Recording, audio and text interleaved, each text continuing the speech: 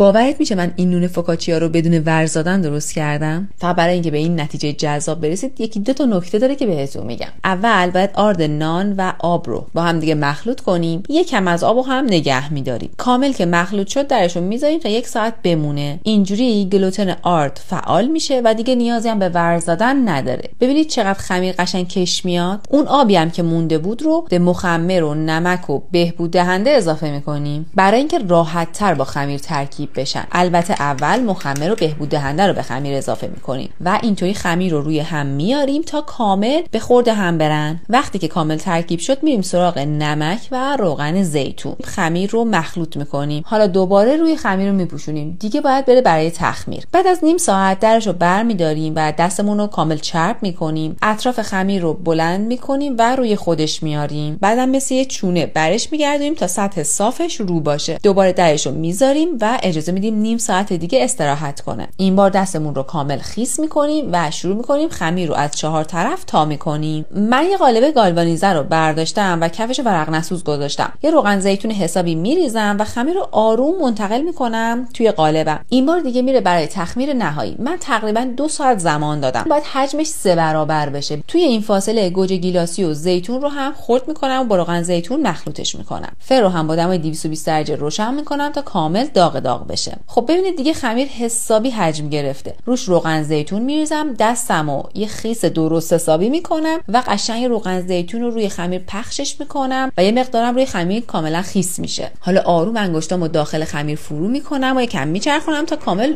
سوراخ بشه. این قسمت کار انقدر لذت بخشه که اصلا دوست نداری تموم بشه. داخل اون سوراخ‌ها حالا زیتون و گوجه گیلاسی رو میریزیم و اگه خواستیم نمک دریایی هم یه مقدار اضافه میکنیم. بعد سری میره توی فر طبقه پایین، حرارت از بالا و پایین و فن روشن به مدت 25 دقیقه کامل میپزه و خوشگل رنگ میگیره. بعدم از توی قالب در میاریم، روی توری اجازه میدیم کامل خنک بشه و برشش میزنیم. عطر و طعم و بافتش بی‌نظیره. یعنی شما یک بار درستش کنید عاشقش میشید.